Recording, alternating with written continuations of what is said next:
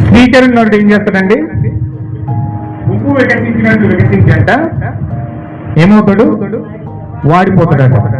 అంటే మొట్టమొదట స్త్రీ పుట్టిన కుమారుడు కయ్యేను హేబేలు చనిపోవడం జరిగింది. మరణం స్టార్ట్ అయింది. అక్కడ చనిపోతూ వస్తూ ఉన్నారు. భూమి మీద ప్రతి వ్యక్తి కూడా అక్కడ మొదలుపెట్టి స్త్రీకి పుట్టిన ప్రతి కుమారుడు కూడా తన సమయం వచ్చినప్పుడు చనిపోతూ ఉన్నాడు. పువ్వు వికసించినట్లు వికసించి వాడు పెరిగి వాడిపోతూ ఉన్నాడు. పువ్వు అయితే ఎలాగైతే పుట్టి ఉదయకాలం ఎంత చక్కగా అందంగా కనపడుతుంది, అది చాలా మంచిగా కనపడుతుంది. అది సాయంకాలం ఆ మిట్ట మధ్యాహ్నం సూర్యుడికి వచ్చినప్పుడు అది మెల్లగా వాడిపోవడం సాయంకాలం అయినప్పుడు మొత్తం వాడిపోతుంది, ముడిచిపోద్ది, దగ్గరగా ముసలిదైపోయినట్లుగా అయిపోద్ది. అలాగే స్త్రీ మనుషులు కూడా వయసులో చిన్నప్పుడు పుట్టినప్పుడు చాలా అందంగా ఉంటారు, చాలా చక్కగా ఉంటారు, చాలా నాజుగ్గా ఉంటారు, ముద్దు వస్తారు, ఎత్తుకోవాలనిపిస్తారు. అయితే ఎదిగి కొద్ది వయసు వచ్చి కొద్ది వాళ్ళ చర్మం ముడతలు పడుతుంది. వయసు ముడుకుపోయిన తర్వాత ముడతలు పడిపోయి పళ్ళు బయటకు వచ్చేస్తూ ఉంటాయి. వాళ్ళ అందం పోతుంది, అందవిహీనం అయిపోయి చివరికి తల వయసు అయిపోయిన తర్వాత చనిపోతూ ఉంటారు. హల్లెలూయా. పువ్వు వికసించినట్లు ఎలాగైతే వికసించి పువ్వు వాడిపోతుందో మనిషి కూడా అలాగే చక్కగా నాజుగ్గా పుడతా ఉన్నాడు. చనిపోయినప్పుడు చాలా అందవిహానంగా చనిపోతా ఉన్నాడు. అందుకే ఇక్కడ యోగు మాట్లాడుతూ ఉన్నాడు, పురుషుడు ఆ విధంగా, మనుషులు ఆ విధంగా చనిపోతూ ఉన్నారని.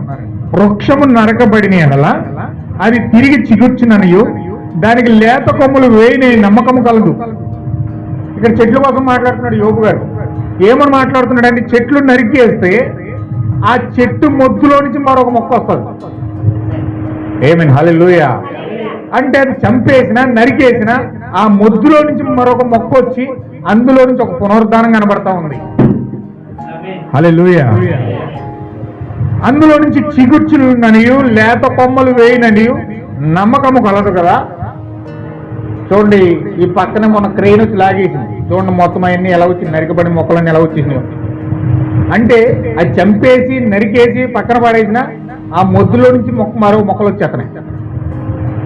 అంటే చెట్లు చచ్చిపోయినా సరే, చంపేసినా సరే, అందులో మొద్దుల్లో నుంచి చిగుర్చేస్తున్నాయి. మళ్ళీ పాత మొక్క మళ్ళీ కొత్త మొక్కగా కొత్త ఆకులతో మరలా చెట్లు అవి చక్కగా పునరుద్ధానం చెందుతూ ఉన్నాయి. చచ్చిపోయిన చెట్టు మరలా తిరిగి బతికేస్తుంది. యోగు మాట్లాడుతున్నాడు ఇక్కడ, దాని వేరు భూమిలో పాతదైపోయినను, దాని అడుగు మొత్తం మట్టిలో చీకిపోయినను, నీటి వాసన మాత్రం చేత అది చిగుర్చును, లేత మొక్కల వల్ల అది కొమ్మలు వేయును. ఆ వేర్లన్నీ కుళ్ళిపోయి నలిగిపోయి భయంకరంగా పురుగులన్నీ తినేసిన చీకిపోయిన ఆ నీళ్లు వాటికి తగలగానే మరలా చెట్లన్నీ చిగురు చేస్తాయి. ఆమేన్, హల్లెలూయా. ఎంతమందికి అర్థమైందన్నమాట? అంటే చెట్లన్నీ చచ్చిపోయినా సరే మొద్దుల్లో నుంచి మరో మొక్క వచ్చేస్తుంది నూతనంగా, యవ్వనతో. చిన్న చిన్న మొక్కలన్నీ పుట్టుకొచ్చేసి చూడండి అక్కడ, అయ్యే మన సాదృశ్యాలు. యోగు మాట్లాడుతున్నాడు ఇక్కడ, నీటి వాసన చేత తగలగానే ఆ చెట్లు మరలా మొక్కల వల్ల కొమ్మలు వేసేసింది. అయితే నరులు మరణమైపోయి కదలలేక పడి ఉందరు. నరులు ప్రాణం విడిచిన తర్వాత వారు ఏమైపోదురు? ఆమేన్, హల్లెలూయా. ఎంతమందికి అర్థమైందన్నమాట? ఆ చెట్లు చచ్చిపోయి మరలా మొద్దులో నుంచి కొత్త మొక్కలు వచ్చేసి చిగురు చేసి మళ్ళీ ఎదిగిపోతున్నాయి కదా. అసలు చచ్చిపోయిన మనిషి తిరిగి ఏమైపోతున్నాడు అసలు? మరి అతను పునరుద్ధానం ఏది? చచ్చిపోయిన మనిషి తిరిగి బతుకుతాడా? యోగు అడుగుతున్నాడు ఇక్కడ.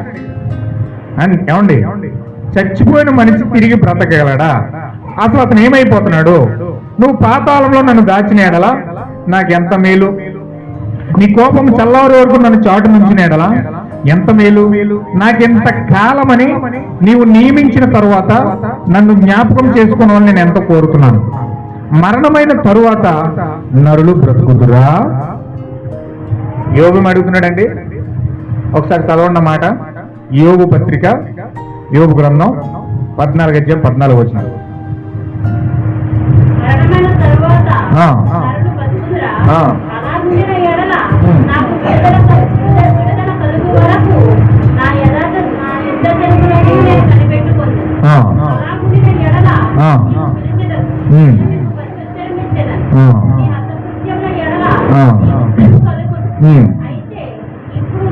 నీవు నా అడుగు జాడను లెక్కపెట్టుచున్నావు. నా పాపము సహింపలేకయున్నావు. నా అతిక్రమము సంచిలో ముద్రించబడి ఉన్నది. నేను చేసిన దోషములు భద్రముగా ఉంచి ఉన్నాను. ఇప్పుడు యోబు కొంచెం జాగ్రత్తగా మీరు వినండి, మనసు పెట్టండి, దృష్టి పెట్టండి. యోబు ఏం బాధపడుతున్నాడంటే చచ్చిపోయిన మనిషి తిరిగి బ్రతుకుతాడా? చెట్లు బ్రతుకుతున్నాయి, నదులు బ్రతుకుతున్నాయి, సమస్తము భూమి మీద ప్రతిదీ కూడా బ్రతుకుతా ఉంది. హల్లెలూయా. చూడండి, చెట్లు బ్రతుకుతున్నాయి, మన ఎదురుగా సాక్ష్యం ఇస్తున్నాయి. సూర్యుడు చూడండి, ఉదయాన్నే ఉదయిస్తాడు, సాయంత్రం అస్తమిస్తాడు. అస్తమిస్తున్నాడు, అస్తమిస్తూనే ఉంటున్నాడండి, అలా ఉంటలే. మళ్ళీ రేపు ఉదయాన్నే తూర్పు దిక్కున కనపడుతున్నాడు. అంటే ఉదయించాడు, అస్తమించాడు, అస్తమయంగా చనిపోవడం, పుట్టాడు, చనిపోయాడు, చనిపోయినట్టుగా ఉండకుండా తిరిగి మళ్ళీ రేపు ఉదయాన్న అక్కడ ఉదయిస్తా ఉన్నాడు. అంటే సూర్యునిలో పునరుద్ధానం కనపడతా ఉంది, చెట్లలో పునరుద్ధానం కనపడతా ఉంది, నదుల్లో పునరుద్ధానం కనపడుతుంది. ఒక కాలంలో అన్ని ఎండిపోతాయి, మళ్ళీ ఒక కాలంలో అన్ని కూడా ప్రవహిస్తాయి. హల్లెలూయా. దేవుని నామమునకు మహిమ కలుగును గాక. అన్నిట్లోని పునరుద్ధానం ఇక్కడ కనపడతా ఉంది. అయితే అసలు మరణమైపోయిన నరులు బ్రతుకుతారా? ఎందుకు మరణం అవుతా ఉన్నారు? అసలు ఎందుకు చచ్చిపోతా ఉన్నారు అని యోబు ప్రశ్నించుకొని ఆ వెతుకుతున్నప్పుడు అతనికి ఏం కనపడిందంటే, యోబు గ్రంథం 14:17 వచనంలో ఆయన ఏమన్నాడంటే, యోబు 14:17, యోబు గ్రంథం 14:17 వచనంలో ఇక్కడ యోబు ఏం మాట్లాడుతున్నాడంటే, నా అతిక్రమములు ఏ సంచిలోనండి? హృదయం అనే సంచిలో అతిక్రమములు ముద్రించబడి ఉన్నాయంట. అంటే మనిషి ఎందుకు చచ్చిపోతున్నాడంటే, మనిషికి మరణం ఎందుకు వస్తుందంటే, మనం ఈజీగా మాట్లాడుకుంటాం, అది యాక్సిడెంట్ అయిపోయింది చచ్చిపోయాడు, అక్కడ హార్ట్ అటాక్ వచ్చింది చచ్చిపోయాడు, ఆయనకు షుగర్ ఎక్కువైపోయిందంటే చచ్చిపోయాడు, ఆయనకి బీపీ ఎక్కువైపోయిందంటే చచ్చిపోయాడు, లేకపోతే అది ఏదో కారణం చేత మరణం వచ్చింది చచ్చిపోయాడు. అసలు మరణం చిన్నపిల్లలు మొదలుకొని వృద్ధుల వరకు ఏదో రకంగా మరణం తాకుతూనే ఉంది. హల్లెలూయా. ప్రతి మనిషికి కూడా మరణం వస్తూ ఉంది. అది ఏ రకంగా ఎవరికి ఏ విధంగా వస్తుంది అన్నది జరిగే వరకు మనకే ఒకటి తెలియదు. హల్లెలూయా. ఇప్పుడు ఇలా మాట్లాడుతున్న రేపొద్దు నేను ఉంటానో కూడా నాకు తెలియదు. ఇప్పుడు ఇలా కూర్చుని విన్నారు, రేపొద్దు మీ జీవితాలు ఏ విధంగా ఉంటాయి మీకు కూడా తెలియదు. ఇప్పుడు ప్రతి మనిషిని మరణం తాగుతుంది. అది ఏ విధంగా వస్తుంది అన్నది ఎవరికి తెలియదు. అయితే ఇక్కడ ఏమంటాడంటే, ఎందుకు ఆ మరణం వస్తుంది మనిషికి? అసలు యాక్సిడెంట్ రూపంలోనో, హార్ట్ అటాక్ రూపంలోనో, లేకపోతే ఏదో రకంగా మరణం ఆ వ్యక్తిని వస్తుంది, మరణం ఆ వ్యక్తికి తాగుతుంది. ఎందుకు మరణం వస్తుందంటే, ఇక్కడ మాట్లాడుతున్నాడు యోబు, మరణం నీకు ఎందుకు సంభవిస్తుందంటే, నీ సంచిలో ముద్రించబడిన అతిక్రమాల బట్టి. ఆమేన్. హల్లెలూయా. నీవు చేసిన పాపాన్ని బట్టి, మొదట పాపమును బట్టి నీకు రోగం అనువదించబడుతుంది. ఆ రోగము నిన్ను మరణం వైపు నడిపిస్తా ఉంది. పాపమేమో రోగం తీసుకొస్తుంది, రోగమేమో మరణం తీసుకొస్తుంది. హల్లెలూయా. చెప్పాడు ప్రవక్త యాకోబు పత్రిక 1:12 వచనం.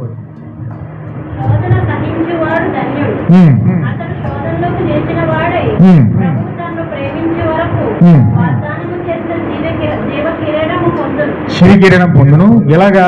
శోధన సహిస్తే.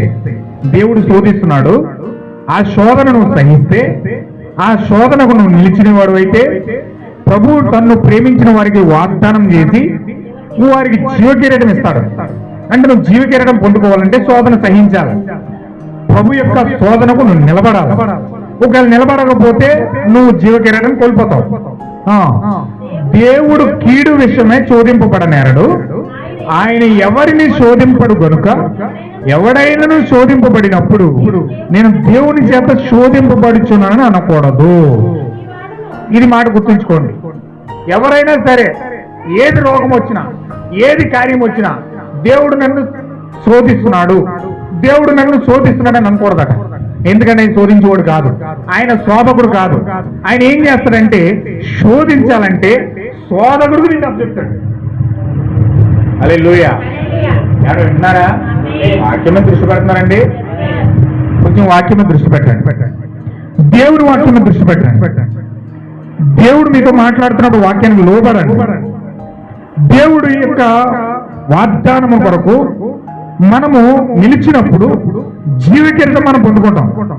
ఇక్కడ దేవుడు శోధించాడు. నిన్ను శోధించడానికి నిన్ను ఎవరికి అప్పగిస్తాడట? ఎవరికి అప్పగిస్తాడండి?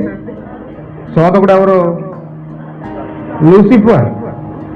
మిస్టర్ లూసిఫర్ ఉన్నాడు మన మధ్యలో. ఆ లూసిఫర్కి దేవుడు నిన్ను అప్పగిస్తాడు. అంటే నీకు రోగం వస్తున్నా, నీ మీదకి భయం వస్తున్నా, నీ మీదకి శాపం వస్తున్నా, నీ మీదకి భయంకరమైన తెగుళ్ళు వస్తున్నా, దేవుడు వాటిని నీ మీదకి తీసుకురావట్లా. నువ్వు చేసిన కార్యాలు బట్టి దేవుడు నిన్ను దెయ్యానికి అప్పగిస్తున్నాడు, నిన్ను శోధకుడికి అప్పగిస్తున్నాడు, నిన్ను లూసిఫర్కి అప్పగిస్తున్నాడు. ఎప్పుడైతే లూసిఫర్కి నిన్ను అప్పగించాడో అప్పుడు నువ్వు శోధించబడతావు. చదవండి.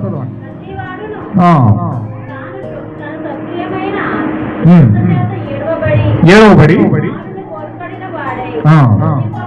శోధింపబడును, దురాశ గర్భము ధరించి పాపము కనగా. అదనమాట. మరణం ఎలా వస్తుందండి? అందరూ చెప్పాలి. ఈ వాక్యం ఒకసారి నాతో అందరూ కలిసి చదవండి. నేను చదువుతాను, నా వెనకాల మీరు మాట పలకండి. నా వెనకాల మీరు చెప్పండి. ప్రతి వాడును తన స్వకీయ దురాశల చేత ఏడవబడి మరులు కొల్పబడినంత వాడే శోధించబడును. దురాశ గర్భము ధరించి పాపము కనగా పాపము పరిపక్వమై మరణమును కన్నును. అంటే నీకు మరణం వస్తుందంటే నీ పాపము పరిపక్వమైనది అని అర్థం. హల్లెలూయా. ప్రతి వానికి మరణం వస్తుందంటే అతని యొక్క పాపం పరిపక్వతకు చెందింది. అంటే నీకు మరణం వచ్చిందంటే నీ పాపం పరిపక్వం అయిపోయింది. అంటే నీ పాపం పరిపక్వం అంత అయ్యేంత వరకు కూడా నీవు పాపం చేస్తూనే ఉన్నావు. పైకి పరిశుద్ధిగా ఫీల్ అవుతూ, పైకి నీతిమంతుడిగా ఫీల్ అవుతూ, పైకి చాలా అందమైన వాడిగా ఫీల్ అవుతూ, అన్ని కార్యాలు మంచిగా చేస్తున్నట్టుగా ఉన్నావు. కానీ ఇక్కడ దేవుడు చెప్తున్న నీకు మరణము వ్యాప్తిస్తుందంటే, మరణం నీ ఎందుకు వస్తుందంటే, మరణం భయము నిన్ను పట్టుకుంటుందంటే నీ పాపం ఏమైందండి? ఏమైంది? అదనమాట. గుర్తుంచుకోండి. నీ దురాశ మరులు కొరపబడి గర్భము ధరించి పాపమును కంటే ఆ పాపము పరిపక్వమై. అదనమాట. అంటే యోబు కనుగొన్నాడు దాన్ని. యోబు దాన్ని కనుగొని ఎందుకు మాట్లాడుతున్నాడంటే, నువ్వెందుకు శోధించబడుతున్నావు, ఎందుకు నీకు పాపం అంటుకుంటా ఉంది, ఎందుకు నీకు రోగం అంటుకుంటా ఉంది, ఎందుకు సాతాను నిన్ను శోధిస్తా ఉంది, ఎందుకు నిన్ను భయముతో నింపేసింది, ఎందుకు లోకముతో నింపేసింది, ఎందుకు భయంకరమైన వ్యాధులు గుండా, శోధన గుండా, భయంకరమైన మరణకరమైన కార్యాలు గుండా నిన్ను తీసుకెళ్తుందంటే నీ అతిక్రమం అంతా కూడా ఎక్కడున్నదట? ఎక్కడున్నదండి? ఎక్కడున్నదండి? ఎక్కడున్నదండి? అదనమాట. చాలా జాగ్రత్తగా గమనించుకోండి అమ్మా. జీవితంలో సంపాదించుకుంటాం, తింటాం, తాగుతాం, చచ్చిపోతాం. ఇది మామూలే. రేపు పొద్దున పనికి వెళ్ళకపోతే డబ్బులు రావు, రేపు పొద్దున కష్టపడకపోతే డబ్బులు రావు. అవి ఆలోచించి కూరగాయలు కొనాలి, డబ్బులు కొనాలి, బట్టలు కొనుక్కోవాలి, అన్ని కొనుక్కోవాలి, అవి చేయాలి, ఈ చేయాలి, జీవితంలో ఇవన్నీ చెయ్యాలి. ఎవరి బాధ ఆడే పడాలి, ఎవరు కష్టం ఆడే కష్టపడి సంపాదించుకుని తినాలి. ఈ జీవితం మామూలే. మనుషులందరూ కూడా తినడం, చనిపోవడం, పుట్టడం, తినడం, అవి సంపాదించుకోవడం, చచ్చిపోవడం. మనిషి పుట్టడం అన్ని వాళ్ళని చూసి వీళ్ళు చూసి వాళ్ళని చూసి ఏదో సంపాదించుకోవడం, అవి చేసుకోవడం, చచ్చిపోవడం. పలానోడు అది వచ్చిందంటే చచ్చిపోయాడు, ఇది వచ్చిందంటే చచ్చిపోయాడు, అలాగైపోయిందంటే చచ్చిపోయాడు, ఇలాగైపోయిందంటే అయిపోయిందండి. ఏయో మాట్లాడుకుంటారు, ఏయో చేసుకుంటారు. కానీ అసలు నీకు మరణం ఎందుకు వస్తుందంటే, రోగం ఎందుకు వస్తుందంటే, నిన్ను భయం ఎందుకు ఎంటాడుతుందంటే, నిన్ను పాపం ఎందుకు ఎంటాడుతుందంటే, నిన్ను శాపం ఎందుకు ఎంటాడుతుందంటే, నీ యొక్క పాపము, నీ యొక్క అతిక్రమము నీ హృదయం అనే సంచిలో ముద్రించబడి ఉంది. హల్లెలూయా. పాపాన్ని తీసుకోవడానికి మనిషి తాపత్రయపడ్డు. ఎవడైనా వచ్చి నీ మొక్క మీద నీ పాపం చెప్పాడంటే నీ చెప్పించుకుని కూడా ఎత్తమండి. అలా నోడు నన్ను ఇంత మాట అంటాడా? హల్లెలూయా. నన్ను ఇంత మాట అంటావు నువ్వు? నేను చేశానా? నేను చెందానా? నేను ఎంత కలిగి ఉన్నానా? నేను ఇది కలిగి ఉన్నానా అని వాదించి తిరగబడి దెబ్బలాడడానికి ప్రయత్నం చేస్తావు. కానీ నీ హృదయంలో ఉన్న పాపాన్ని తీసుకోవడానికి మాత్రం మనిషి ప్రయత్నం చేయడు. మనిషి ఏమాత్రం ప్రయత్నం చేయడండి. మనిషి దేనికోసం ఆకర్షించబడుతున్నాడంటే, దేనికోసం దురాశ వస్తుందంటే, అతనికి పాపం చేయడానికి దురాశ అతను ఎంత అవుతుందంట. ఒక కవి చెప్పాడు, మహానుభావుడు. ఆయన ఏం చెప్పాడంటే, దురాశ దుఃఖానికి చేయటం అన్నాడు. ఏమన్నాడండి? ఏంట దుఃఖం? అదే మరణం. మనిషికి ఎల్లప్పుడూ దురాశ, ఆశకు మించిన ఆశ. ఏదో చేసేది, ఏదో పొందేసుకోవాలి, ఏదో నాకు కాంతి ఏదో పొందుకోవాలి, ఏదో సంతృప్తి అవక సంతృప్తికరంగా జీవించలేక లేనిదాన్ని ఆశించి దురాశ పరులై దుఃఖాన్ని తెచ్చుకుంటూ ఉంటారు. హల్లెలూయా. వారి జీవితంలో లేనిది పొందుకోవడానికి తాపత్రయపడుతూ ఉంటారు. పెళ్లి చేసుకుంటారు, భర్త ఉండడానికి, చక్కగా సంతోషంగా జీవించగలిగిన సంసారం ఉంది, పిల్లలు ఉన్నారు. కానీ ఈమె ఏం చేస్తుందో తెలుసా? భర్త సరిపోక, ఆమె దురాశ అణుచుకోక పరాయి పురుషుడు కోరుకుంటారు. ఏంటండి అది? దురాశ. ఈమెకి భర్త సరిపోవట్లేదు, భర్త ఇచ్చే ఆనందం సరిపోవట్లేదు ఈమెకి, పక్క భర్తను కోరుకుంటారు. హల్లెలూయా. దేవుని నామమున మహిమ కలుగును గాక. భర్తను చేసుకుంటాడు, భార్యను చేసుకుంటాడు. ఇతను ఆ భార్య అందం సరిపోదు, ఆ పిల్లల సంతోషం సరిపోదు, ఆ యొక్క ఆనందం చంపుకోలేక పక్కింటి ఆవిడ భార్యను కోరుకుంటాడు, పక్కింటి ఆవిడ భర్తను కోరుకుంటుంది, పక్కింటి ఆవిడ భార్యను కోరుకుంటాడు. అక్రమ సంబంధాలు ఎందుకు వస్తున్నాయి? దేనికి వస్తున్నాయి? దురాశ. పక్కింటి ఆవిడ ఫ్రిడ్జ్ కొనుక్కుంటుంది, వీళ్ళ ఇంట్లో ఫ్రిడ్జ్ లేదు. ఏమనిపిస్తుంది? అయ్యో వాళ్ళు మంచి ఫ్రిడ్జ్ కొని వేసుకున్నారు, మన ఇంట్లోనే ఫ్రిడ్జ్ లేదు, మన ఫ్రిడ్జ్ ఉంటే బాగుంది, ఆ ఫ్రిడ్జ్ ఉంటే బాగుంది. ఏదో రకంగా సీటు తీసుకున్నా, అవి తీసుకున్నా, అప్పు చేసి ఫ్రిడ్జ్ కొనేసి ఇంట్లో వేసుకుంటారు. రేపు వచ్చి ఆ సీటు వచ్చి నా సీటు కట్టంటాడు, నీ దగ్గర దొంగలు ఉంటాం. ఏం చేస్తావు అప్పుడు? ఓ 6 రోజులు వస్తాడు, 2 వారాలు వస్తాడు, ఫ్రిడ్జ్ ఎట్టిపోతాడు. ఏంటది? దురాశ. నువ్వు ఆశించి తెచ్చుకున్నదాన్ని, ఆశించి ఏదో తెచ్చేసినది ఇంట్లో పెట్టేసుకోవడం. వాళ్ళు ఇల్లు కట్టేసుకున్నారు, ఇల్లు కట్టుకోలేదు. వాళ్ళు మంచి బట్టలు కొనేసుకున్నాను, కొనుక్కోలేదు. వాళ్ళు అది చేసేసుకున్నాను, చేసుకోలేదు. ఏంటది? దురాశ. మనిషిని ఎల్లప్పుడూ ఏడవబడేది ఏంటంటే, బైబిల్ చెప్తుంది, యాకోబు చెప్తున్నాడు, దేని చేత ఈ మరులు కోల్పబడి ఏడవబడుతున్నారంట? దురాశ చేత మరులు కోల్పబడి ఏడవబడుతున్నారంట. ప్రతి మనిషి అలా ఏడవబడుతూ, లేని దాన్ని ఆశిస్తూ, దురాశపడి దుఃఖాన్ని తెచ్చుకుంటూ, పాపం చేస్తూ దానికోసం ఏం చేస్తున్నారు? మరణానికి పాత్రులు అయిపోతున్నారు. హల్లెలూయా. మరణం ఎందుకు వస్తుందండి? ఎందుకనే నీ దురాశ వలన పాపం చేసి నీ యొక్క గర్భంలో, హృదయం అనే గర్భంలో పాపాన్ని మూట కట్టుకుంటున్నావు. నీ మూట ఎక్కడ కట్టబడుతుందంటే, పాపాల మూట నీ హృదయం అనే సంచి. ఏ సంచి అది? నీ గర్భం,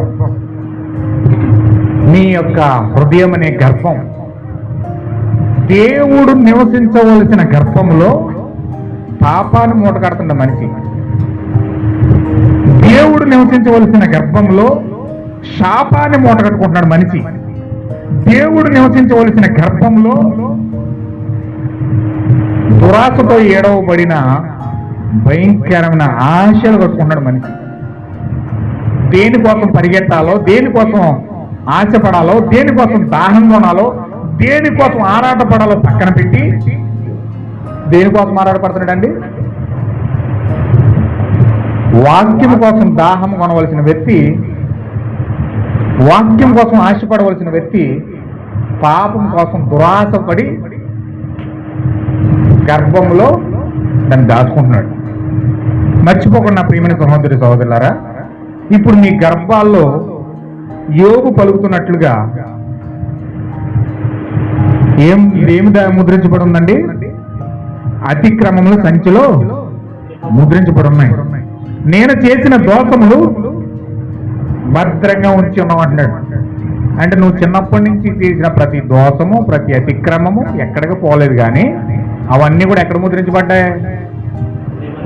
ఎక్కడండి? అందరూ చెప్పాలి. నువ్వు చీకట్లో చేసిన పాపాలు, అందరిలో చేసిన పాపాలు, అతిక్రమాలు, ఎవరికో మభ్యపెట్టి, ఎవరినో దాచేసి, ఎవరినో నేను నీతిమంతురాలను అని చెప్పుకున్నంత మాత్రాన నువ్వు నీతిమంతుడు అయిపోవు, నీతిమంతుడు అయిపోవు. కానీ నీ పాపం అంతా కూడా ఎక్కడున్నదంటే నీ హృదయం అనే సంచిలో ఉంది. హల్లెలూయా, దేవుని నామమున మహిమ కలుగును గాక. ప్రతి మనిషి మరణం ద్వారా మన నుండి వేరైపోతాడు, మనందరికీ తెలుసు. అయితే నిజానికి నీ జీవితం మరణమే ముగింపు అవుతూ ఉంది. చనిపోయిన వాడి నుండి వారు వేరైపోతా ఉన్నారు, అతని ప్రాణం పోతుంది. కానీ తరువాత అనేది ఏంటి అన్నది మనం ఇక్కడ మాట్లాడుతూ ఉన్నాం. తిరిగి మరలా చనిపోయిన వారిని చూడగలమా అని చెప్పేది ఏదైనా ఉన్నదంటే, మనం చనిపోయిన వారిని చూడగలమనే నిశ్చయత మనకున్నదా అంటే, బైబిల్ నందు పురాతనమైన పుస్తకమైన యోబు గ్రంథంలో యోబు దీన్ని ప్రశ్నిస్తూ ఉన్నాడు. అతడు అడిగాడు, నరులు ప్రాణము విడిచిన తరువాత వారు ఏమైపోతారు? ఒకడు చనిపోతే తిరిగి బ్రతకగలడా? అది వాస్తవమని చెప్పడానికి ఏదైనా ఆధారం ఉందా? దేవుడు బైబిల్ నందు మనకు ఉన్నది ఏంటంటే, దానిని మనం చెప్తా ఉన్నాం, పునరుద్ధానం అంటా ఉన్నాం. ఆమేన్, హల్లెలూయా. చనిపోయిన వారు తిరిగి బ్రతికేదాన్ని ఏమంటున్నామండి? రిజరెక్షన్ అంటే పునరుద్ధానము. ఇప్పుడు ఈ పునరుద్ధానము గూర్చి మనం మాట్లాడుతూ ఉన్నాము. ఈ పునరుద్ధానానికి ఏదైనా రుజువులు ఉన్నాయా అని మనం ఆలోచిస్తే, మనం గమనించినట్లయితే సృష్టికర్తను మనం స్మరించుకుంటా ఉన్నాం. మనం చేసిన వాడు లేకుండా మనం ఇక్కడ ఉండలేమని మనం గుర్తించాం. మనమంతటా మనం ఇక్కడే ఉండలేదు.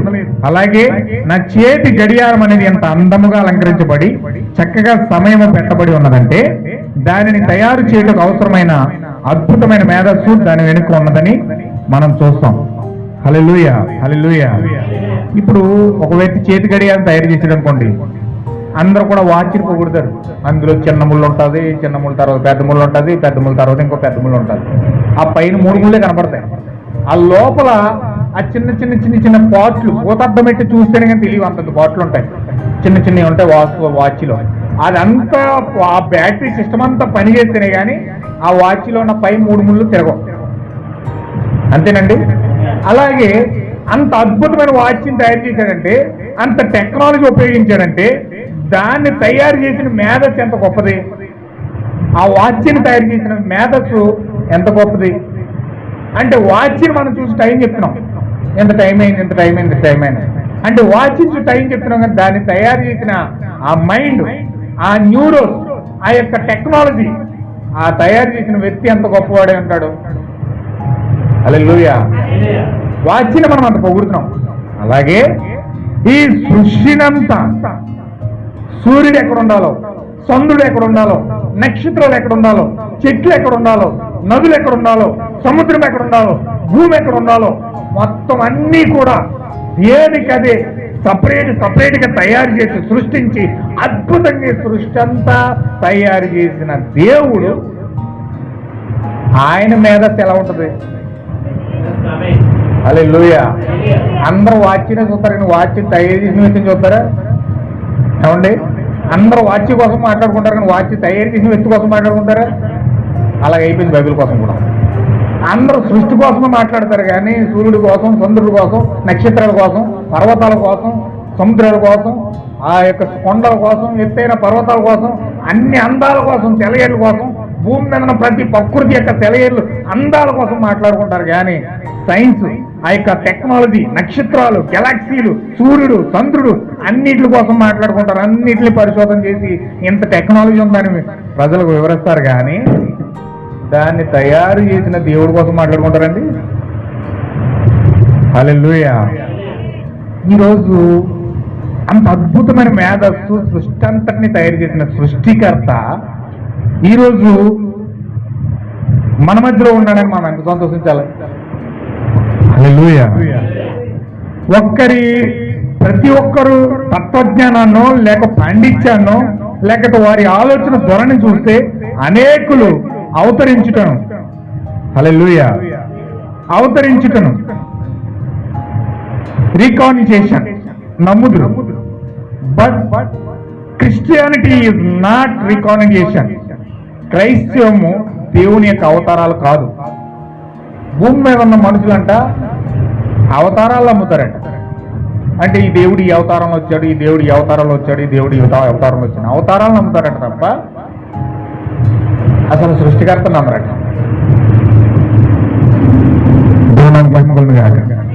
వింటున్నారండి? అవతారాలు నమ్ముతారు. ఒక్కొక్క అవతారం నమ్ముతారు తప్ప దేవుడిని నమ్మలేరంట. కానీ దేవుడు అవతారం కాదు. అవతారాలు ఎత్తి నీ దగ్గరికి రాడు. అదో అవతారం ఇదో అవతారం ఎత్తి నీ దగ్గరికి రాడు. హల్లెలూయా. దేవుడు చాలా మంది అంటారు, నాకు చిన్నప్పుడు చెప్పేవారు మా ఊర్లో. ఏమని చెప్పేవారంటే, దేవుడు ఎలాగ వస్తాడంటే ఒక అవతారం వేసుకుని, ఒక పండు ముసలోళ్ళలాగో, లేకపోతే గడ్డం వేసుకునో, ఒక అడుక్కునే వాళ్ళలాగో, లేకపోతే అలా వస్తాడు ఇలా వస్తాడని చెప్పి అలాంటి వాడికి వచ్చి పూట భోజనం పెట్టి పంపిస్తే, మంచి బట్టలు కొనిచ్చి పంపిస్తే అలాంటి వాడు పుణ్యం వస్తుంది. ఒకవేళ దేవుడే ఆ రూపంలో రావచ్చేమో మనకు తెలియదు అని చెప్పుతారు. నమ్మేవారు అలాగా. అంటే దేవుడు అలా వస్తాడు ఏదో ఒక రూపంలో, ముసలోడి రూపంలోనో, అడుక్కునే రూపంలోనో, లేకపోతే బెగ్గర్ ఏదో రూపంలో దేవుడు వస్తాడు. ఆ రూపంలో ఉన్నవాడికి పూట భోజనం పెట్టో జత బట్టలు పెట్టో పంపిస్తే పుణ్యం వస్తుంది, పరలోకం ఇస్తాడు దేవుడు అని చెప్తోళ్ళు. అలాగే చేసేటోళ్ళు కూడా అన్నమొగలు ఎవరన్నా వస్తే తీసుకొని భోజనం పెట్టి పంపించేటోళ్ళు. హల్లెలూయా. కానీ దేవుడు అలాగే అవతారాలు ఎత్తి వచ్చేవాడు కాదట. దేవుడు అలాగే అవతారాలు ఎత్తడట. ఆమేన్. కానీ క్రైస్తవ మాత్రమే సత్యమును కలిగి ఉన్న మతము. ఎందుకనగా ఈ సర్వ సృష్టిని క్రైస్తవం గురించి మాట్లాడుచున్నదని యోబు అంటూ ఉన్నాడు. ఒక చెట్టు చనిపోతే తిరిగి అది బ్రతికే నమ్మకం ఉంది. అలాగే ఒక పుష్పం వాడిపోతే అది తిరిగి వాడిపోయి మళ్ళీ భూమిలోకి వెళ్ళిపోయి అది చెట్టు మొదల్లోకి వెళ్ళిపోయి అది ఆ జీవమంతా మొదల్లాక్కుని మరలా పైకి వెళ్ళిపోయి మరలా కొత్త పువ్వులో వస్తుందట. హల్లెలూయా. ఒక చెట్టు ఆకు కానీ పుష్పం కానీ రాలిపోతే అది మట్టిలో కలిసిపోయి ఆ మట్టిలో ఉన్న జీవం మరలా చెట్టు మొదలు లాక్కునేంట మరలా జీవం ద్వారా మళ్ళీ పైకి వెళ్ళి కొత్త పువ్వులో వస్తుందట. రాలిపోయిన ఆకులు కొత్త ఆకుల్లోకి వస్తున్నాయి, రాలిపోయిన పువ్వులు కొత్త పువ్వుల్లోకి వస్తున్నాయి, చెట్లు నరికితే కొత్త చెట్లు వచ్చేస్తున్నాయి. హల్లెలూయా.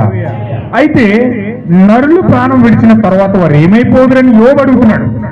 యోబు ఒక మనిషి, ప్రఖ్యాత కలిగిన వ్యక్తి, తన యొక్క దినానికి తన ఒక తత్వవేత్త మరియు ఒక విశ్వాసి, ఎంతో జ్ఞానం గలవాడు. సాతాను అతన్ని పరీక్షించి మరి పరిశోధించుకోరాడు. మరి అటువలే క్రైస్తవులందరూ మరియు విశ్వాసులు పరీక్షించబడుదురు. దేవుని యొద్దకు వచ్చి ప్రతి దేవుని కుమారుడు కూడా పరీక్షించబడాలి మరియు శిక్షించబడాలి. ఆమేన్. హల్లెలూయా. ఇందాక యాకోబు పత్రికలు అదే చదివాం. యోబు మాట్లాడింది యాకోబు కూడా మాట్లాడుతూ ఉన్నాడు. యోబు పత్రిక యాకోబు పత్రిక ఒకటే. పాత నిబంధనలో యోబు ఎలాగే ఉన్నాడో కొత్త నిబంధనలో యాకోబు కూడా అంతే ఉన్నాడు. అతను కూడా శోధన కోసం ఎక్కువ మాట్లాడుతున్నాడు, యోబు కూడా ఎక్కువ శోధన కోసం మాట్లాడుతూ ఉన్నాడు. యాకోబు ఎక్కువ పునరుద్ధరణ కోసం మాట్లాడుతూ ఉన్నాడు, యోబు కూడా ఎక్కువ పునరుద్ధరణ కోసమే మాట్లాడుతూ ఉన్నాడు. హల్లెలూయా. ఇప్పుడు శోధన దేవుడు శోధించినప్పుడు దానికోసం నిలబడాలి. సపోజ్ వర్షం వచ్చేసిందంటే, వర్షం వచ్చేసింది, దేవుడు శోధిస్తున్నాడు నేను సాతానికి అప్పగించి. సాతాను ఏం చేశాడు, నీ ముంగట వర్షం పెట్టాడు. ఇప్పుడు వర్షం చూసి దేవుని ఆలయంలో వెళ్ళిందంటే నా సన్నిధిలోకి వెళ్ళి నన్ను ఆరాధిస్తారా, లేకపోతే వర్షానికి భయపడి ఇంట్లో ఆగిపోతారు అని ఒక శోధన మీ ముందు ఉంది. ఆమేన్, హల్లెలూయా.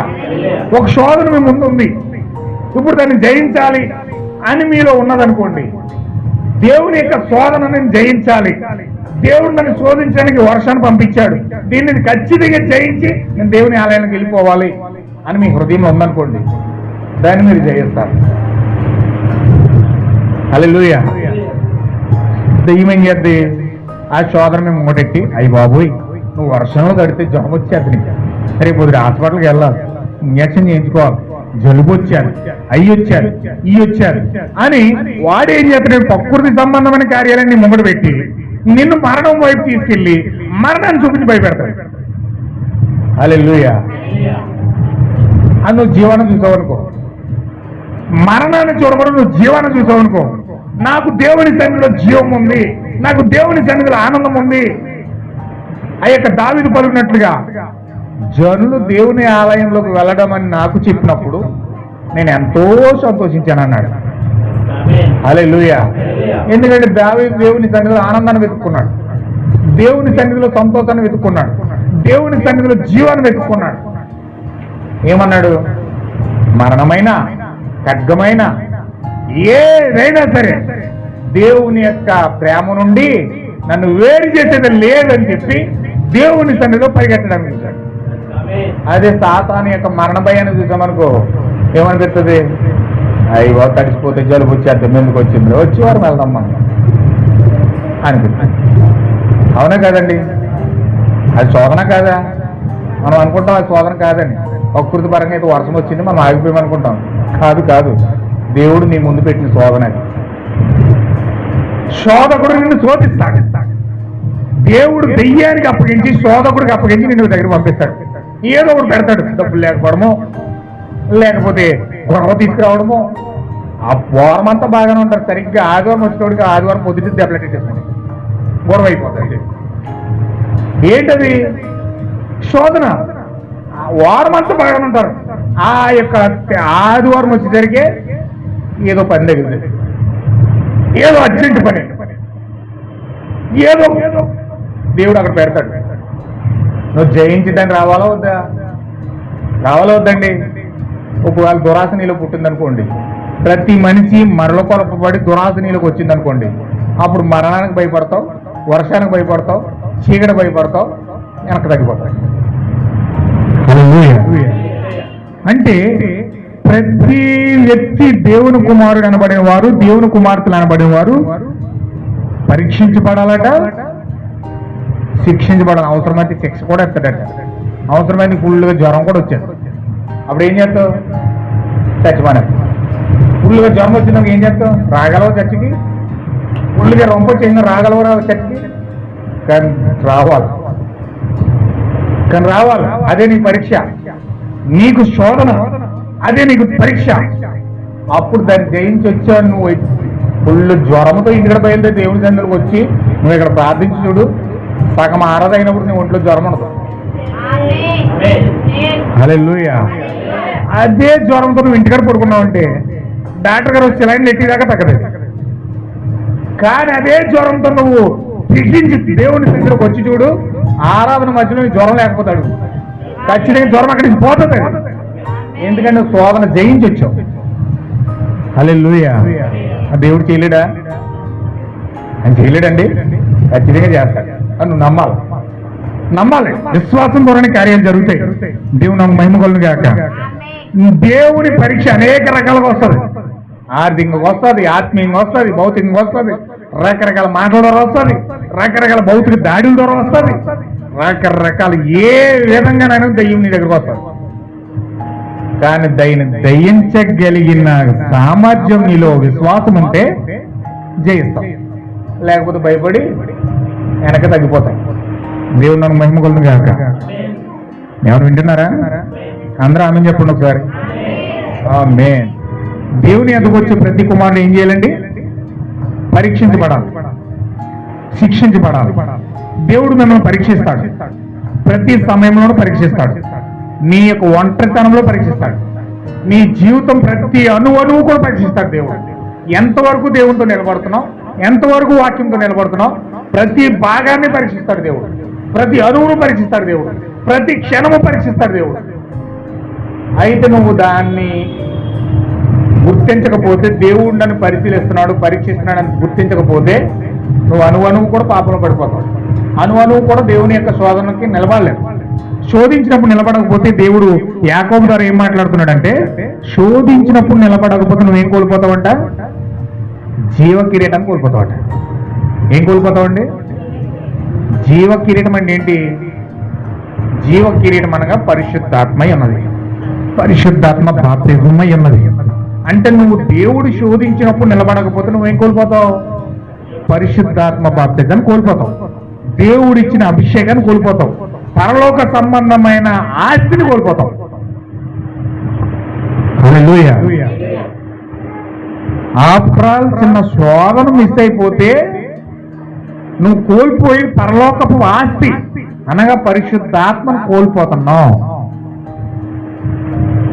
చిన్న వర్షమే కదా ఏంటి అని నువ్వు చిన్నగా ఆలోచిస్తావేమో, కానీ దేవుడు చిన్నదాన్నే చూస్తాడు.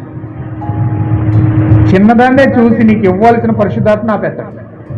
భూమి మీద నువ్వు ఎన్నిసార్లు సంఘానికి వచ్చినా అసలైన జెన్యూన్ పరిశుద్ధాత్మని నువ్వు పొందుకోలేకపోవడం గల కారణం ఏంటంటే, దేవుడు శోధించినప్పుడు నువ్వు నిలబడకపోవడమే. నీ దురాశ చేత పాపమును ఆకర్షిస్తున్నావు కానీ, నీ దురాశ చేత లోకమును ఆకర్షిస్తున్నావు కానీ, దేవుడు శోధించే శోధనలో నువ్వు నిలబడలేకపోతున్నావు. అందుచేత దేవుడి దగ్గర నువ్వు ఏదిగా పొందుకోలేకపోతున్నావు. ఆమేన్. హల్లెలూయా. అందరూ ఆమేన్ చెప్పండి. చెయ్యాలి, తప్పదు. ఓకే, యోబు ఒక ప్రశ్నకు జవాబు దొరికింది. ఇప్పుడు రెండో ప్రశ్నకు జవాబు వెతుక్కుంటున్నాడు. ఏమని వెతుకుతున్నాడంటే, ఫస్ట్ ఏమన్నాడు? భూమి మీద ప్రతి వాటిని చూసాడు, అన్నిటికీ పునరుద్ధానం ఉంది, మనిషికి పునరుద్ధానం లేదు. అసలు ఎందుకు చచ్చిపోతున్నాడు అన్నాడు. చూశాడు. ఎందుకు చచ్చిపోతున్నాడండి? ఎందుకు చచ్చిపోతున్నాడు? పాపమును బట్టి. పాపం ఎలా చేస్తున్నాడు? దురాశపడి. వింటున్నారండి? మనిషి పాపం ఎలా చేస్తున్నాడు? దురాశ.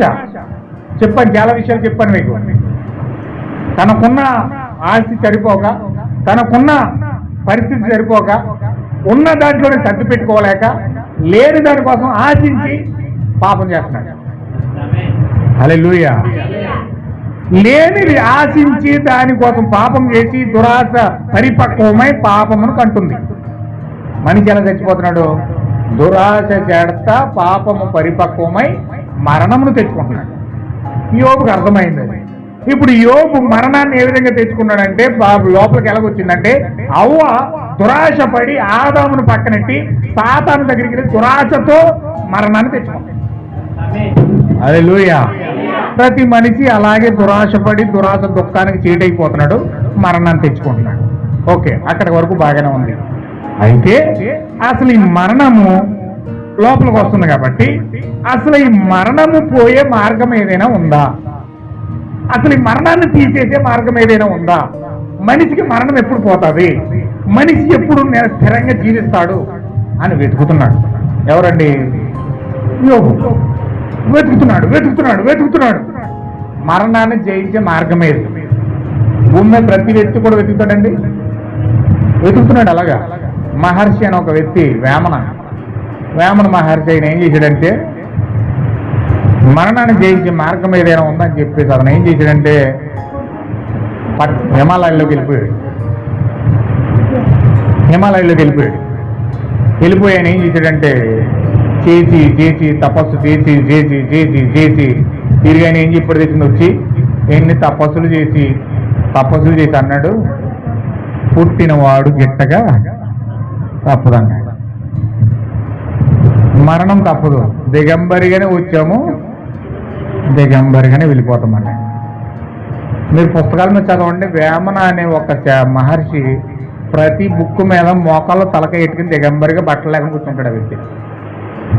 ఎందుకంటే మనం ఎన్ని సంపాదించినా, ఎన్ని తత్వజ్ఞానాలు వాడినా, ఎన్ని పరిస్థితులు గుండా మనం వెళ్ళినా, గడించినా, పాలరాతి పైన పొర్లినా, ఊరి గుడిసెల్లో బ్రతికినా, ఎన్ని చేసినా కానీ చివరికి దిగంబరిగానే మనిషి వచ్చాడు, దిగంబరిగానే వెళ్ళిపోతాడు. ఎలా వచ్చాడో అలాగే వెళ్ళిపోతాడు. మరి మనిషి తీసుకెళ్ళి ఎక్కడికి ఏం తీసుకెళ్తాడు? మనిషి ఎలా వెళ్తాడు, ఏం తీసుకెళ్తాడు? అసలు దిగంబరిగా వచ్చిన అయితే దిగంబరిగానే వెళ్ళిపోతాడు అనే ఫుల్ స్టాప్ పెట్టేశాడు. కానీ యోబు ఇక్కడ వెతుకుతున్నాడు. ఏమని వెతుకుతున్నాడంటే అసలు చచ్చిపోయిన వ్యక్తి మనిషి బ్రతుకుతాడా, అసలు బ్రతకడానికి ఏదైనా మార్గం ఉందా? వింటున్నారండి? కొంచెం జాగ్రత్తగా మీరు గమనించాలి. మీ హృదయాల్లో చాలా మీకు అవసరమైన మాటలు ఇప్పుడు మీరు పట్టించుకోకపోయినా ఖచ్చితంగా నా మాటలు మీకు కష్ట సమయాల్లో గుర్తొస్తాయి. మీ బాధన పడుతున్నప్పుడు, వేదన పడుతున్నప్పుడు, కష్ట సమయాల్లో, దుఃఖ సమయాల్లో ఖచ్చితంగా ఈ నా మాటలు మీకు ఖచ్చితంగా గుర్తొస్తాయి.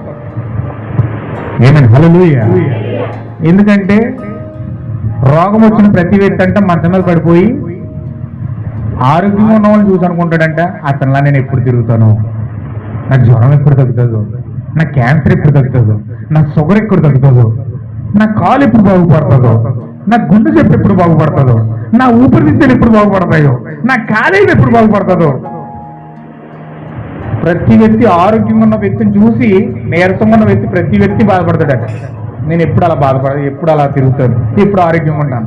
షుగర్ వచ్చిన వాళ్ళు చూడండి, అన్ని చప్పుడే తింటారు, అన్ని చెప్పకుండా తింటారు, తీగా ఉన్న తినలేరు. వాళ్ళు అనుకుంటారట షుగర్ తగ్గిపోతే బాగున్నాం, తీపి తింటున్నాను. ఆ పక్కింటి ఆవిడ బిర్యానీ తింటే, మటన్ బిర్యానీ తింటుంటే ఇప్పుడు నోరు ఊరిపోతుంది, తింటాకి అవకాశం లేదు. తిన్నదనుకో వెంటనే షుగర్ పెరిగిపోద్ది, 4 వందలు వెళ్ళిపోద్ది, వెంటనే బెట్టన పడిపోద్ది. భయం. అన్ని చెప్పగా తినాలి, మసాలా లేని తినాలి అనుకుంటుందంటే షుగర్ వచ్చిన వ్యక్తి అనుకుంటుందంట, అయ్యో నాకు ఈ షుగర్ వచ్చింది, లేకపోతే మటన్ బిర్యానీ నేను పుష్కలంగా మంచి బలంగా తిందునే, తగ్గిపోతే బాగుంది తిందని అనుకుంటుందండి. హల్లెలూయా. చాలా మంది తినేస్తారు, తినేసిన మటన్ ఎక్కేస్తారు. హల్లెలూయా. అంటే ప్రతి వ్యక్తి కూడా ఖచ్చితంగా ఆలోచించాలి. ఇప్పుడు యోబు ఆలోచిస్తున్నాడు, చచ్చిపోయిన మనిషి బ్రతకడానికి ఆధారం ఏదైనా ఉందా, బ్రతకడానికి ఏదైనా ఆధారం ఉందా అని వెతుకుతున్నప్పుడు చూస్తుండగా అతను ప్రకృతి అంతా చూస్తూ వెతుకుతూ ఉండగా అతను తలుక్కున ఒక దర్శనం వచ్చిందంట. ఆ దర్శనం ఏంటంటే చూడండి ఒకసారి మనం చూద్దాం. ఆ దర్శనం ఏంటంటే అతను ఒక నీతిమంతుని యొక్క రాకడను అతను చూశాడట. తను ఒక పాపి అని అతను గ్రహించాడట. ఆ కారణం చేతనే మరణించిన పిదప మనిషి తిరిగి లేవలేకపోవచ్చున్నాడని గ్రహించాడట. అందువలన తన కోసం మాట్లాడటకు ఏమీ లేకపోయింది, పుష్పములు ఏమీ లేదు అని అతడు ఎరిగి ఉన్నాడు. అవి దేవుని ఉద్దేశం కొరకు ఇక్కడ వచ్చాయి, అవి దేవుని ఉద్దేశం నెరవేరుస్తున్నాయి. గనుకనే అవి మరణించి రాలిపోయి తిరిగి వచ్చుతున్నాయి. మానవుడు పాపం చేసినందున అతడు తన సృష్టికర్త సముఖమునందు నిలుచుటకు అవకాశమే లేకపోయాను. ఆ కారణం చేతనే తన కోసం నీతిమంతుని రాకను చూచుటకు అతడు దేవుని చేత అనుమతించబడేను. ఆ నీతిమంతుడు ఒకేసారి తన చేతులను పాపి పైన అలాగే దేవుని పైన పరిశుద్ధులకు దేవుని మీదను ఉంచగలిగెను. వారధిగా మార్గం ఏర్పాటు చేసెను. ఆ నీతిమంతుడు ఎవరో కాదు, ప్రభు అయిన యేసుక్రీస్తు అయి ఉన్నాడు. ఆమేన్. హల్లెలూయా. దేవుని నామమునకు మహిమ కలుగును గాక. ఇప్పుడు మరణాన్ని జీవముగా మార్చడానికి, మనిషి యొక్క మరణాన్ని తీసివేయడానికి, మరణమనే కారణముంటే మనిషిలో లేకుండా చేయడానికి భూమి మీదకి ఒక దేవుని కుమారుడు రావడం దర్శనంలో యోబు చూశాడు. హల్లెలూయా. ఎంతమందికి అర్థమైంది అన్నమాట అండి? ఆమేన్. హల్లెలూయా. ఇప్పుడు పువ్వులు ఒక ఉద్దేశం కొరకు ఉన్నాయి, చెట్లు ఒక ఉద్దేశం కొరకు ఉన్నాయి, నదులు ఒక ఉద్దేశం కొరకు ఉన్నాయి. ప్రతిదీ కూడా వాటి ఉద్దేశాలు నెరవేరుస్తూ ఉన్నాయి. కనుకనే అవికి పునరుద్ధానం ఇస్తున్నాడు దేవుడు. హల్లెలూయా. అర్థమైందండి? ప్రతి వాటికి ఉద్దేశం ఉంది, ఆ ఉద్దేశాన్ని అవి నెరవేరుస్తున్నాయి. కనుకనే అవికి పునరుద్ధానం చెందుతూ ఉన్నాయి. అందుకనే దేవుడు అట్లా పునరుద్ధానం ఇస్తా ఉన్నాడు. అయితే మనిషికి ఎందుకు చచ్చిపోతున్నాడంటే పాపము చేత చచ్చిపోయి అతను దేవుని సముఖముందు నిలిచడం కూడా కనీసం అవకాశం లేకుండా పోయింది. ఎవరిని గుర్తించుకున్నారా? మీ యొక్క పాపము చేత కనీసము దేవుణ్ణి చూడలేనంత గుడ్డితనముతో చీకటిలోనికి వెళ్ళి భయంకరమైన కార్యాల చేత కనీసము దేవుని యొక్క సన్నిధిలో నిలవలేనంత స్థితిలో మనిషి వెళ్ళిపోయింది. మనిషి దేవుడికి దూరం అవడం గల కారణం ఏంటండి? అందరూ చెప్పాలి. మనిషి దూరం అవడం గల కారణం ఏంటి? దేవునికి పాపం. పాపమే దేవుణ్ణి నిన్ను వేరు చేసింది. పాపమే దేవుని సన్నిధిలోకి వెళ్ళి నిన్ను దేవుణ్ణి చూడలేనంత గుడ్డితనము తీసుకెళ్ళిపోయింది. పాపమే నిన్ను రోగాలు తీసుకొస్తుంది. పాపమే నీకు మరణం తీసుకొస్తుంది. పాపమే నిన్ను భయంకరమైన భ్రష్టుడిగా మార్చేస్తుంది. హల్లెలూయా. ఇప్పుడు పాపాన్ని జయించే మార్గం ఏదంటే, మరణాన్ని జయించే మార్గం ఏదంటే దేవుని కుమారుడు భూమిపైకి రావడం. హల్లెలూయా. ప్రభుని యేసుక్రీస్తు భూమిపైకి రావడం. దేవుడు భూమిపైకి ఎప్పుడైతే వచ్చాడో ఇప్పుడు మరణం ఏం చేస్తుందంట? ఇప్పుడు యోబు ఎప్పుడైతే ఆ యొక్క మరణానికి మార్గం అనుకున్నాడో ఆ మరణానికి మార్గం ఏదంటే ప్రభు అయిన యేసుక్రీస్తు నేరుగా భూమికి రావడం. హల్లెలూయా. ప్రభు అయిన యేసుక్రీస్తు నేరుగా భూమిపైకి వచ్చి ఎప్పుడైతే రక్తం కారుస్తాడో, ప్రాణం పెడతాడో, ఆ భూమిని విమోచిస్తాడో, ఆ పునరుద్ధానం అక్కడ జరుగుతుందో అక్కడ మరణం అనేది జీవంగా మారిపోతుంది. హల్లెలూయా. దేవుని నామమునకు మహిమ కలుగును గాక. మొదటి పునరుద్ధానంలో యేసుక్రీస్తు భూమిపైకి వచ్చి రక్తం కార్చి ప్రాణం పెట్టి శిలువలో చనిపోయి సమాధి చేయబడి ఎప్పుడైతే 3వ దినం వచ్చిందో మరణం ఏం చేసిందంటే అక్కడ జీవంగా మారిపోయింది. హల్లెలూయా. మొట్టమొదటిగా మరణాన్ని జీవంగా మార్చింది ఎవరంటే ప్రభువు యేసుక్రీస్తు అయి ఉన్నాడు. స్వయంగా సమాధిలోకి వెళ్ళి ఆ మరణాన్ని బద్దలు కొట్టి ఆ యొక్క మరణం అనే రాయిని పక్కగా నెట్టి ఆయన పునరుద్ధరుడు అయిపోయాడు. హల్లెలూయా.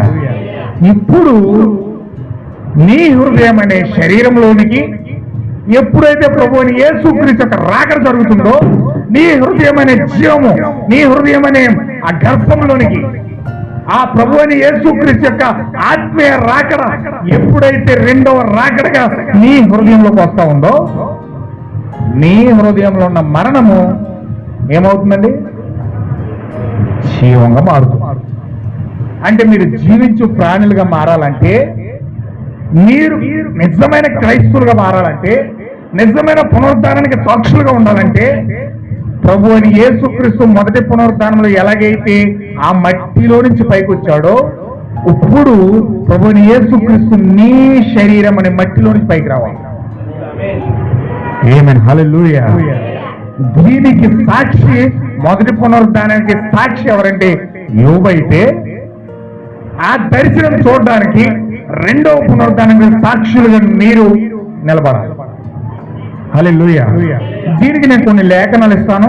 ఇవన్నీ కూడా మనం కొన్ని చూసుకుని ఈ యొక్క యోబు చూసిన దర్శనం వలె మీరు కూడా ఆ దర్శనాన్ని పొందుకొని, హల్లెలూయా, మీరు కూడా దర్శనాన్ని పొందుకొని ఆ జీవాన్ని పొందుకొని మీరు ఎప్పుడైతే నిలబడతారో అప్పుడు మీ హృదయంలో ఆ యొక్క నిజమైన పునరుద్ధానం జరుగుతుంది. హల్లెలూయా. మానవుని మీద పరిశుద్ధులకు దేవుని మీదను ఉంచగలిగాను, వారధిగా మార్గం ఏర్పాటు చేశాను. ఆ నీతిమంతుడు ఎవరో కాదు కానీ దేవుని కుమారుడే ఆత్మ ప్రవర్త మీద ఉన్నప్పుడు అది లాగు కేక వేశాను, నా విమోచకుడు సజీవుడనియు తరువాత ఆయన భూమి మీద నిలిచిననియు నేను ఎరుగుదును. ఇలాగూ నా చర్మము చీకిపోయినను తరువాత శరీరంతో నేను దేవుని చూసేదను, నా మట్టుకు నేనే చూసేదను, మరెవరును కాదు, నేనే కన్నులారా ఆయనను చూసేదను అన్నాడు. హల్లెలూయా. దేవుని నామమునకు మహిమ కలుగును గాక. ఆమేన్. ఇప్పుడు యోబులా పలుకుతున్నాడు. ఆ దర్శనం ఎప్పుడైతే చూశాడో, ఆ పరిశుద్ధిని ఎప్పుడైతే చూశాడో, ఆ యొక్క దేవుని కుమారుడి యొక్క రాకని ఎప్పుడైతే చూశాడో వెంటనే పలుకుతున్నాడు ఏమనంటే, నా విమోచకుడు సజీవుడు, నా చర్మము చీకిపోయినను తరువాత నా చర్మము మట్టిలో కలిసిపోయినను, నా చర్మము పురుగులు తినేసినను, నేను నా శరీరముతో వేరొక శరీరముతో నా ప్రభువును చూస్తానంటున్నాడు. హల్లెలూయా. చచ్చిపోయిన వాళ్ళందరూ మట్టిలో కలిసిపోయారు. ఆ చర్మాల పురుగులు తినేసినాయి. వాళ్ళందరూ కూడా ఏమైపోయారు కూడా ఎవరు తెలియదు. అవునండి, రేపు నువ్వు నేను కూడా చనిపోవచ్చు, మట్టిలో కలిసిపోతాం, మన దేహాలు కూడా పురుగులు తినేయచ్చు. కానీ దేవుడు ఏం చెప్తున్నాడంటే యోబు ద్వారా, చచ్చిపోయిన తర్వాత చర్మము ఈ శరీరము పురుగులు తినేసినా కానీ దేవుణ్ణి చూడడానికి దేవుడు ప్రత్యేకంగా మన కోసం ఒక శరీరాన్ని ఏర్పాటు చేశాడట. ఏమని హల్లెలూయా. ఆహా, ఈరోజు మనం ఎంత కృప పొందుకుని ఉన్నామండి. ఎంత దేవుని యొక్క దయను పొందుకుంటే, ఎంత దేవుని యొక్క దీవెన పొందుకుంటే, చనిపోయిన శరీరం పురుగు తినేసిన ఈ మట్టిలో కలిసిపోయిన దేవుణ్ణి చూడడానికి దేవుడు మనకు ఒక స్పెసిఫిక్ గా ఒక మంచి అద్భుతమైన శరీరాన్ని దేవుడు మన కొరకు ఏర్పాటు చేశాడట. ఏమైనా హల్లెలూయా. అందరూ ఒకసారి చప్పట్లు కొట్టండి, ఒకసారి గట్టిగా బల. హల్లెలూయా. మీరు నమ్ముతారా? దేవుడు మీకు ఒక శరీరం ఏర్పాటు చేశాడని, అద్భుతమైన శరీరం. ఈ మట్టి శరీరం మట్టిలో కలిసిపోయినా కానీ, దేవుడు నీ కొరకు ఒక మంచి అద్భుతమైన శరీరం దేవుడిని తయారు చేశాడు. హల్లెలూయా. చదువుదామా? ఏంటా శరీరం? ఒక్కసారి మనం చూద్దాం. 2వ తిమోతి కొరింథీ పత్రిక. నేను 2 మాటలు చదివి నేను ముగిస్తాను. వచ్చే వారం మీరు కంటిన్యూ చేస్తాను. రేపు అద్భుతమైన మెసేజ్ వచ్చే వారం మీద ఉండబోతుంది. నేను ఇంకా ముందుకు వెళ్ళాలి. చాలా అద్భుతంగా దేవుడు మాట్లాడబోతా ఉన్నాడు. కొంచెం మీరు గ్రహించాలి. 2వ కొరింథీ పత్రిక 5వ అధ్యాయము మొదటి నుంచి. 2వ కొరింథీ 5వ అధ్యాయం మొదటి నుంచి. మీరు వింటూ గ్రహిస్తూ ఈ మాట చదవాలి. మీరు ఎప్పుడు చెప్పాలి. మీ హృదయాలతో మీరే సాక్ష్యం ఇవ్వాలి. నేను చచ్చిపోయినా మాకు భయం లేదు. నా కొరకు దేవుడు ఒక శరీరాన్ని తయారు చేశాడు. నా కొరకు దేవుడు ఒక శరీరాన్ని సృష్టించాడు. హల్లెలూయా. ధైర్యంగా చెప్తారు. నువ్వు ఎందుకు క్రైస్తవుడు అయ్యావయ్యా నేను ఎవరైనా అడిగారనుకో, దేనికోసం బిర్యానీ ప్యాకెట్ ఇస్తాడనా, దేనికోసం ఇల్లు ఇస్తాడనా, దేనికోసం ఆశీర్వదిస్తాడనా, దేనికోసం దేవుడు నాకు కష్టాలు వచ్చాయి, నేను కష్టాలన్నీ తీరిపోతాయని దేవుడు నమ్ముకున్నానండి. దేవుడు నాకు రోగం వచ్చిందండి, రోగం తీసేస్తాడని దేవుడు నమ్ముకున్నానండి. లేకపోతే అదండి ఇదండి అని చాలా మంది అనేక విషయాలు చెప్తారు. అవునా కదండి? దేవుడు నమ్ముకోవాలంటే ప్రతి ఒక్కరికి ఏదో ఒక కారణం ఉంటుంది. హల్లెలూయా. అయితే అసలు నువ్వెందుకు దేవుడు నమ్ముతున్నావు? ఈ అంత్యకాల వర్తమానం నమ్మే విశ్వాసి అసలు వర్తమానాన్ని ఎందుకు నమ్ముతున్నాడు? దేవుడిని ఎందుకు నమ్ముతున్నాడు? ఇప్పుడు నేను మీకు చెప్పబోతా ఉన్నాను. ఈ కంచికాల వర్తమానం, ఏలియా యొక్క వర్తమానం ఎందుకు మీరు నమ్ముతున్నారంటే చూడండి. 2వ కొరింథీ పత్రిక 5వ అధ్యాయము మొదటి వచనంలో దేవుడు మాట్లాడుతున్నాడు. నాతో పాటు మీరు అందరూ కూడా చెప్పండి. భూమి మీద, అందరూ చెప్పాలి. నేను చెప్పిన తర్వాత అందరూ చెప్పాలి. భూమి మీద మన గుడారమైన ఈ నివాసం శిథిలమైపోయినను చేతి పని కాక దేవుని చేత కట్టబడినదియు నిత్యమైనదినైన నివాసము పరలోకమందు మనకున్నదని ఎరుగుదుము. ఆమేన్. హల్లెలూయా.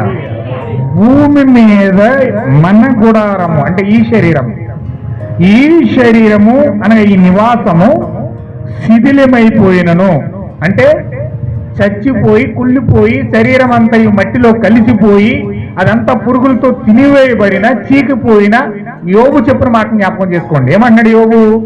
ఈ శరీరము శిథిలమైపోయి చీకిపోయి మట్టిలో కలిసిపోయినా గాని నా కొరకు దేవుని చేత కట్టబడిన ఒక నివాసము లో నేను దేవుడిని చూస్తానంటున్నాడు. ఇక్కడ అపోస్తుడైన పౌలు కూడా అదే మాట్లాడుతున్నాడు. ఏమనంటే భూమి మీద ఈ గుడారం ఈ శరీరము నివాసము శిథిలమైపోయినను చేతి పని కాక దేవుని చేత కట్టబడినదిను నిత్యమైన నివాసము మనకున్నదని, పరలోకమందు మనకున్నదని ఎరుగుదుము. Are you believe? మీరు నమ్ముతున్నారా? హల్లెలూయా. అది చేతులతో చేయబడినది కాదు. ఇప్పుడు ఈ మట్టి శరీరం చేతులతో చేశాడు దేవుడు. మట్టిని తీసుకుని ఈ బొమ్మ ఎలాగైతే ఉందో ఆ బొమ్మ ప్రకారం ఒక మట్టిని తీసుకుని ఏదేం తోటలో చేశాడు. అవునా కదండి? మట్టిని తీసుకుని ఒక బొమ్మను చేశాడు. ఆ బొమ్మలో ఆత్మ సంబంధమైన శరీరాన్ని పెట్టాడు. పెట్టి ఆయన ఏం చేశాడంటే ఊపిరి ఊతాడు, ప్రాణం ఊతాడు. హల్లెలూయా. ఈ ఈ యొక్క శరీరం చేతులతో చేసింది, దేవుడు చేతులతో చేశారు దీన్ని. కానీ ఇక్కడ ఏం చెప్తున్నాడంటే పౌలు గారు, చేతి పని కాక దేవుని చేత కట్టబడినదయు నిత్యమేదునైన నివాసం, అంటే దేవుని నోటులో నుంచి పలకబడిన మాట ద్వారా, స్పోకెన్ వర్డ్ పాట ద్వారా ఉనికిలోకి వచ్చిన శరీరం, గుడారం, దానినే మనం ఏమంటున్నామంటే థియోపని శరీరము.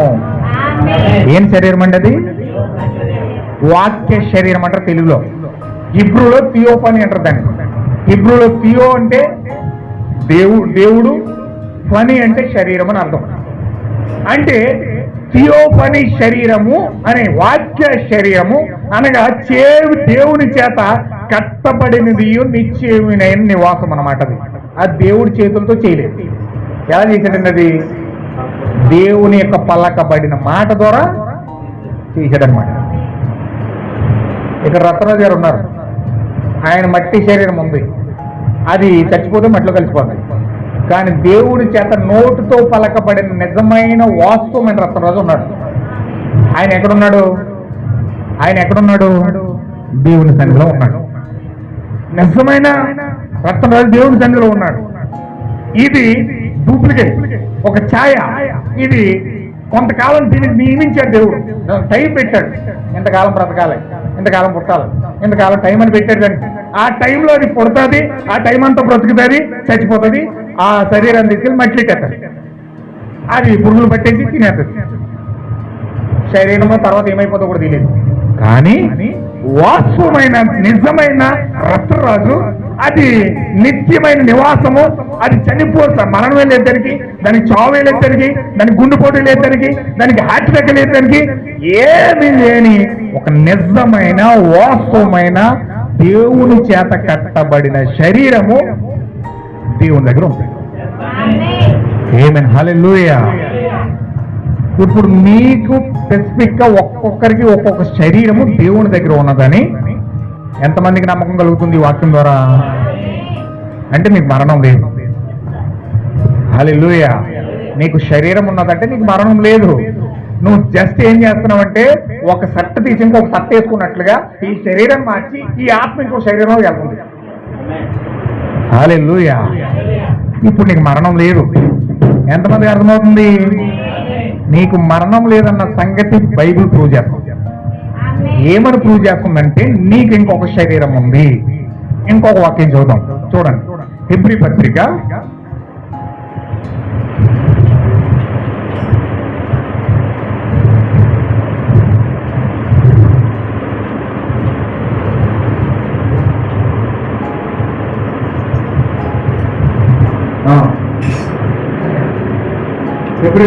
10వ అధ్యాయము 5వ వచనం చదువుతాం. కాబట్టి ఆయన ఈ లోకమందు చెప్తున్నాడు, బలియు అర్పణయు నువ్వు కోరలేదు కానీ. ఆమేన్. హల్లెలూయా. ఇక్కడ ఏం మాట్లాడుతున్నాడు చూడండి. అంటే ఆయన మాట్లాడుతున్న దేనికోసం అంటే బలియు అర్పణని కోరలేదు కానీ నాకొక శరీరాన్ని అమర్చితివి అంటున్నాడు. హల్లెలూయా. ఏ శరీరం అది? చేతుల చేత కట్టబడినది కాక, హల్లెలూయా, నిత్యమైన నివాసం అది. ఆ థియోపని శరీరం దేవుడు ప్రతి వ్యక్తికి ఏర్పాటు చేశాడు. ప్రతి వ్యక్తికి శరీరం ఉంది. నువ్వు చర్చికి ఎందుకు రావాలంటే ఈ శరీరాన్ని పొందుకోవడానికి. నువ్వు ఆరాధన ఎందుకు చేయాలంటే ఈ శరీరాన్ని పొందుకోవడానికి. నువ్వు ఎందుకు ప్రార్థన చేయాలంటే ఈ శరీరాన్ని పొందుకోవడానికి. హల్లెలూయా. ఎందుకు ఆ శరీరాన్ని పొందుకుంటావంటే ఆ శరీరం నువ్వు పొందుకున్న మరుక్షణమే మరణం నుంచి వేరవుతున్నావు. హల్లెలూయా. నీకు మరణం లేదు. దేవుడు నామమున మహిమ కలుగును గాక. హల్లెలూయా. ఎంతమంది నమ్ముతున్నారు ఇది? మరణము లేని జీవాన్ని పొందుకోవాలంటే నీవు దేవుని చేత అమర్చబడిన శరీరాన్ని పొందుకోవాలి. ఇప్పుడు ప్రవర్తనలు దానికోసం వెతికారు, పరిశుద్ధులందరూ దానికోసం వెతికారు. బైబిల్లో వాళ్ళు ఎందుకు ఎక్కారంటే, బైబిల్లో ఎందుకు విశ్వాసంగా బ్రతికారంటే, కరువైనా, ఖడ్గమైనా, వ్యాధైనా, దుఃఖమైనా ఏదైనా సరే త్రోసివేసి దాన్ని అన్నిటినీ అణిచివేసి ఎందుకోసం, క్రీస్తు కోసం శ్రమ అనుభవించారంటే ఈ శరీరాన్ని పొందుకోవడం. ఆమేన్. హల్లెలూయా. మరొక వాక్యం చదువుదామా? మరొక వాక్యం చదువుదాం. దేవుని నామమున మహిమ కలుగును గాక. హల్లెలూయా. హెబ్రీ పత్రిక 11వ అధ్యాయం 11